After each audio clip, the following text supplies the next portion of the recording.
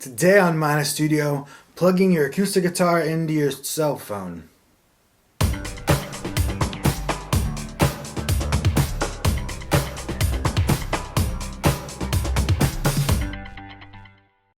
Welcome to Mina Studio. My name is Nathan, and with me as always is my tech director, Ronald. And today we're going to talk about using a cell phone to process your acoustic guitar signal for worship. So I have a special guest today, Adam. He has a YouTube channel called The Closet Hymnologist, which I found it searching for how to make a stomp box, and I saw the title, and I was just like, well, we gotta do something together, because, Closet Hymnologist, REAWAKEN hymns. So today, Adam is going to show us how he uses his cell phone to adjust and manipulate his acoustic guitar sound for worship. So most Sundays I find myself playing acoustic guitar, probably like a lot of you, but sometimes it might just be maybe me and a keyboard player and a couple vocalists.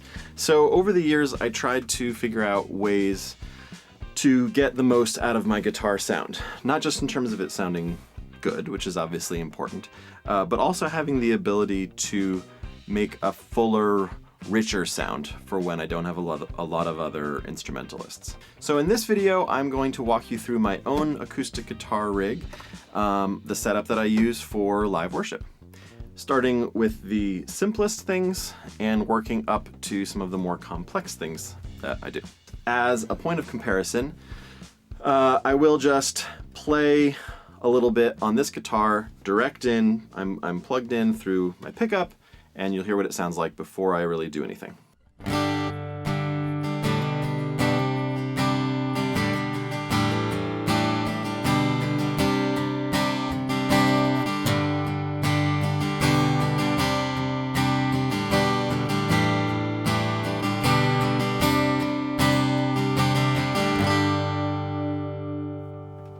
Alright, so that is straight plugged in, no effects, no nothing. In fact, the EQ on my pickup is pretty much completely even.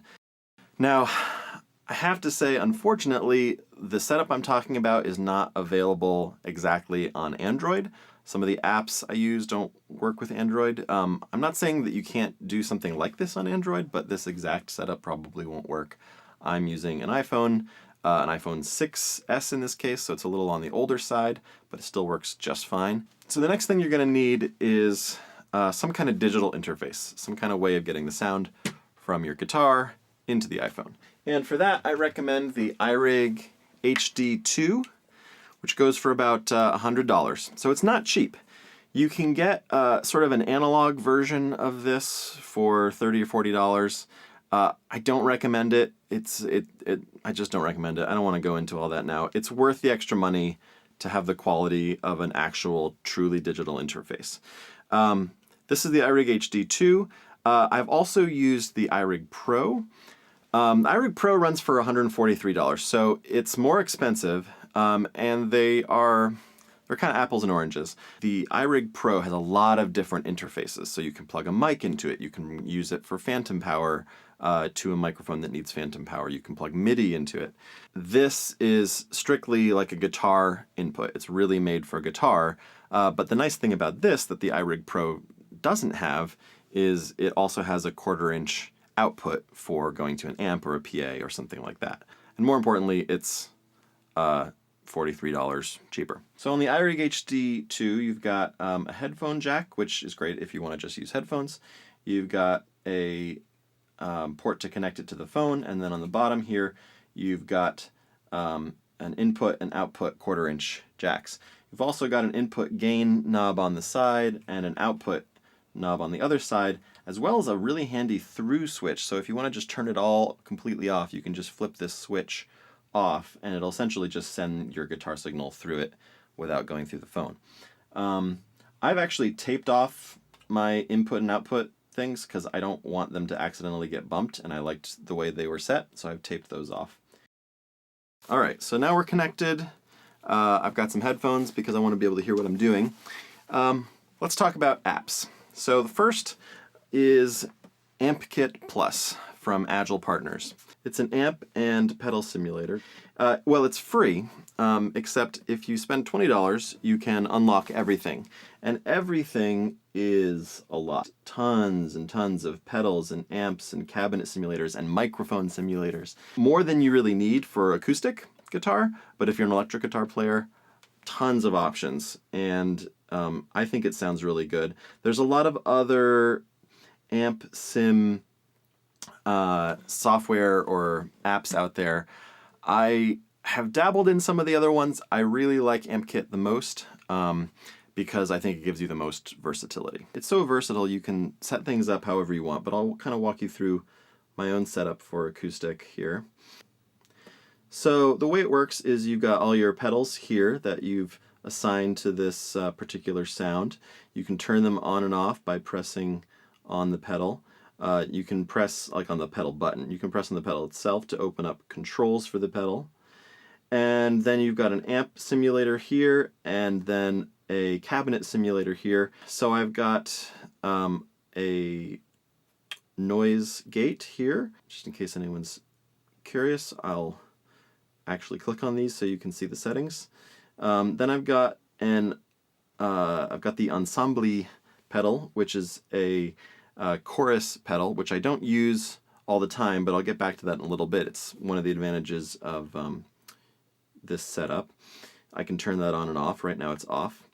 Then I come to my compressor. Now, the compressor pedal is easily the most important pedal, digital pedal, in this setup. Because if you're not familiar with compression, there's a lot that can be said about it, but suffice it to say, it's going to even out the sound of my guitar a little bit, which means I can play really loud and it's not going to like suddenly spike everything crazy. It also means that I can play quietly and it is going to bring that level up just a little bit. So it kind of evens things out, makes things sound nice, helps with the sustain of longer notes, helps them to ring out a little longer. So that pedal is called the juicer in AmpKit, but that's a compressor pedal. And then I've got some EQ going on, which is really specific to how I want this guitar to sound. And then I've got a delay pedal, which I only turn on very rarely, but I do use it occasionally. And then I've got just a little bit of reverb effect as well. And this is what it sounds like.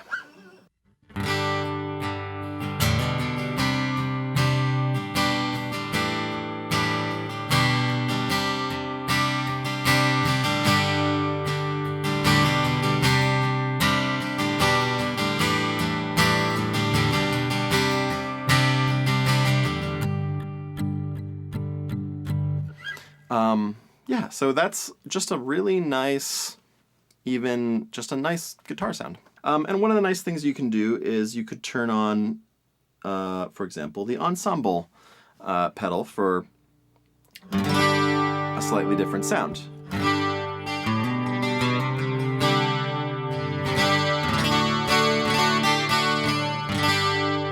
If you like that sort of chorusy guitar sound, that's an easy way to add some chorus to it. And you could even go and I sometimes add some delay. There's one song that I do this on as kind of a...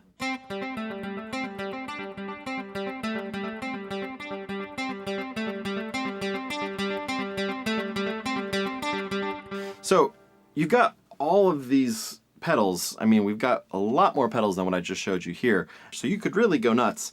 And a little bit later, we actually will kind of go nuts. But for now, this is a good basic guitar sound with a couple options you can turn on and off. So what do I do next? The next thing I do is another app called Crystalline Mini. And it's a $3 app on the App Store. For some reason, it has a 1-star rating. I don't understand why, because it's really cool and really fun, and for $3, it's absolutely worth it. This is the default sound.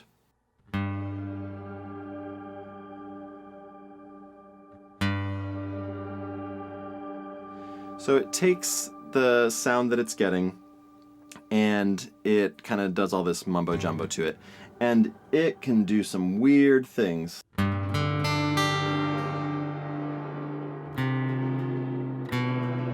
It's like not even, it's like atonal.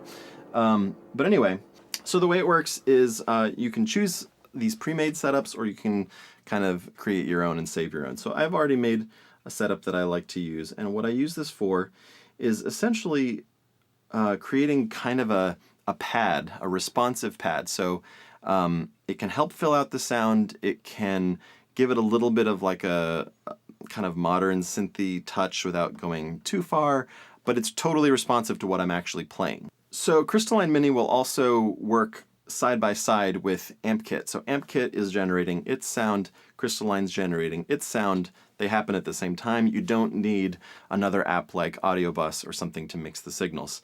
So if you use it the way that I'm using it here, you want to make sure that in Crystalline your mix is set all the way to the top, and then to adjust the volume of the actual output of this effect, you'll actually use your output under settings, and it's hard for me to do this kind of looking at it from the side. I'll set it down to about like 40 or something.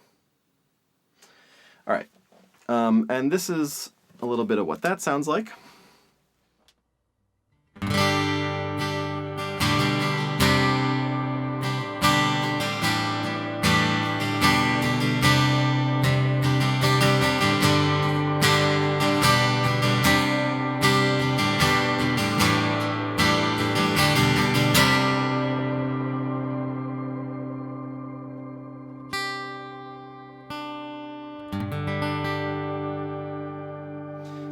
Now, that might be up a little higher in the mix than I would normally do, but I just want to make sure you could hear what it's doing. So, yeah, that's great. But then once I got that working, I said, okay, well, now I want a way to turn on and off Crystalline, or to be able to turn on and off these pedals without having to touch the app. And that's where the next piece of equipment comes in. The Irig Blueboard. And to really talk about this, we're going to have to go to the floor. So the Irig Blueboard goes for $99. So it's not cheap, but what it lets you do is a lot. So essentially you've got 4 different controls, and this sends a signal over Bluetooth to your phone to trigger different MIDI events.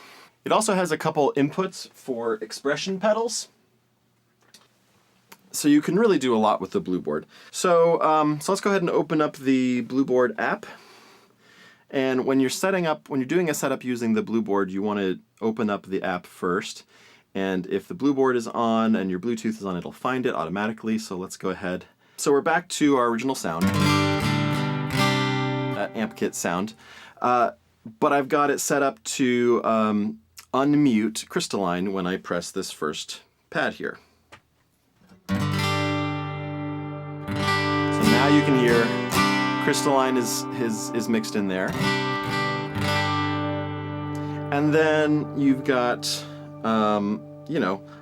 other options. I've still got 3 more pedals here. I happen to have set these up where this pedal is that chorus effect.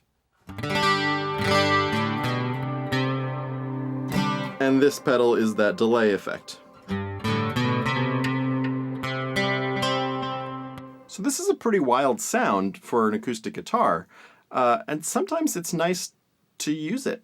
You know, I may have a song that is being really more led on the piano, and I can come in and kind of do a more electric-y sort of sound with an acoustic guitar just by hitting a couple pedals here.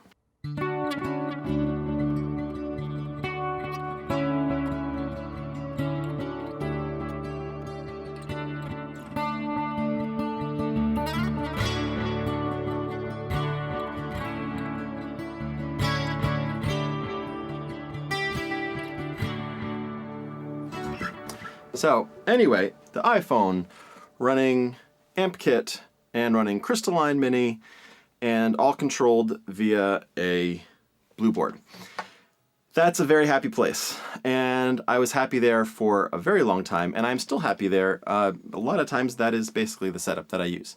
But you got a lot of options here, so you really can go nuts. So I got this Behringer pedal for the Behringer pedal and this short TRS cable for $36. The analog use of this pedal, I will say, in the shortest review ever, is garbage. It sounds terrible. It kills your tone. I hate it. However, as an expression pedal, as a MIDI controller, it works just fine. And then there's also one more app that I added into the mix. And this will all make sense once I show you where I'm going with this. I'm going to go ahead and close AmpKit for a moment. And I'm going to open up this other app called AU-FX Push. Now, AU-FX Push is a $5 app, and it is a compressor, and that's it. It's really just a very sophisticated compressor. Now, if you remember what I said earlier, the compressor pedal in our guitar setup in AmpKit was, in my opinion, the most important part of the sound. So what I did is I went and got AU-FX Push, which is a standalone compressor, so that I can get a pretty good guitar sound without using AmpKit, so that I can use AmpKit for something else. And I'll show you what I mean. So this is what the guitar sounds like through AU-FX Push only.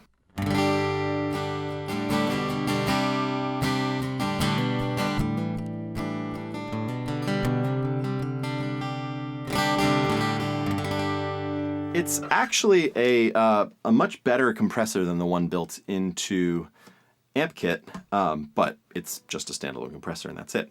So let's go back to AmpKit. I'm going to open that up again. So I created a sound in AmpKit that is designed to be kind of a big, fuzzy, epic electric guitar sound, but it's designed to also work with the input from an acoustic guitar. And if you've ever tried to use an acoustic guitar like an electric, it's not great. But if it's just something that you're using in the mix, I think it can actually work pretty well. I'll show you how this is set up later, but for now, I'll show you kind of how I can use it. So I've got the pedal here. Here's my normal guitar sound. I can still kick in the crystalline if I want to.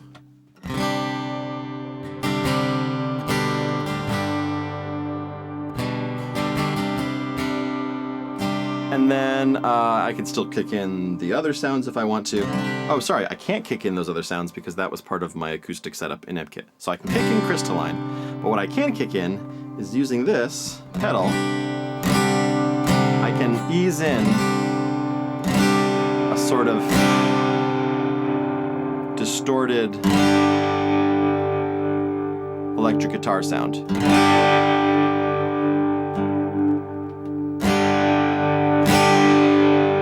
So that can really be fun. On its own, it sounds a little strange, but when you're playing with a whole band, it actually works. So what's nice is that you can ease it in and ease it out. So for example, at the end of the song Jesus Paid It All, or the updated version of Jesus Paid It All, when you're going into the bridge, you can do this kind of thing.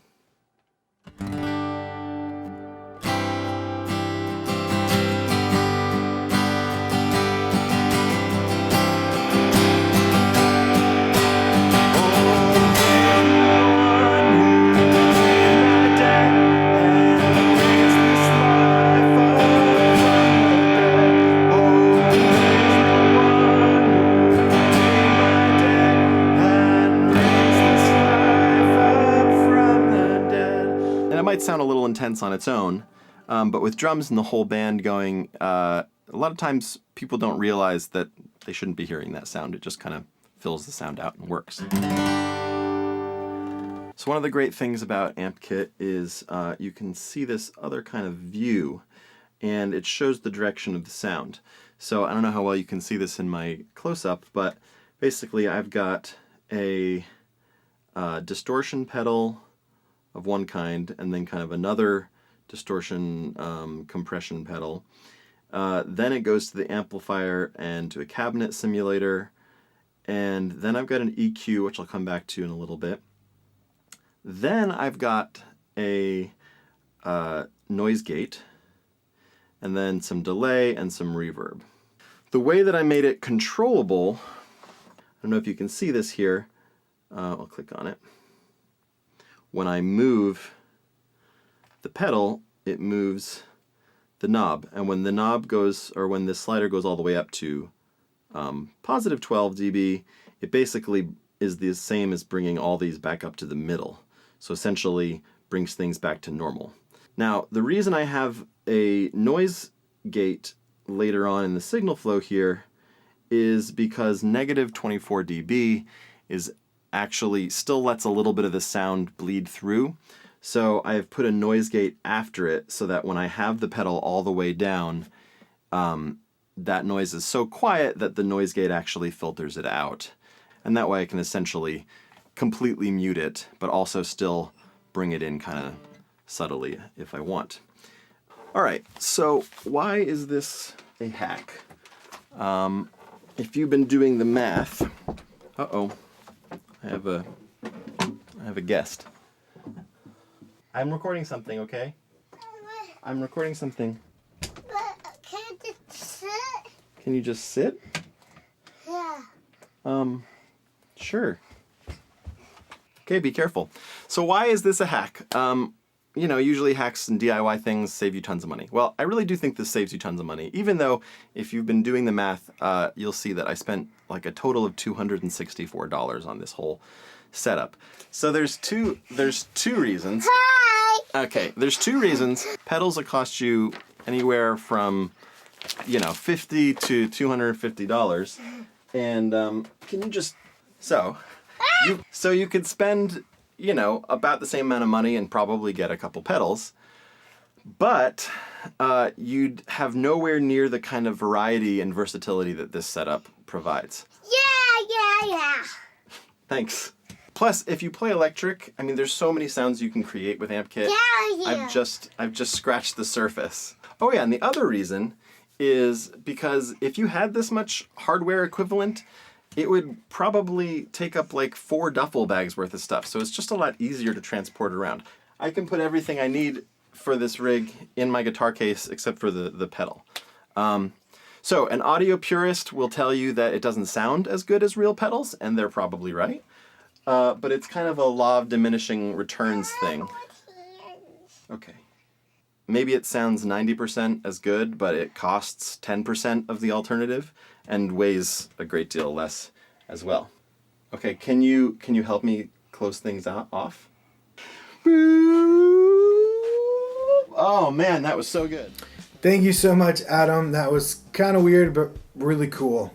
I'm gonna have to try that. If you want to see more things like that, check out Adam's YouTube channel, The Closet Hymnologist. Lots of really great stuff on there. He plays some songs, he does some tech things, he just talks about general worship leading philosophy and logistics and all that stuff. Really good stuff, so check it out, The Closet Hymnologist. And thank you so much for joining me here at Mina Studio. I'll see you back here next week, and I don't have a daughter to do a closing thing, so I do have a dinosaur though. So Ronald, do you wanna do that? Okay, so here we go. Woo!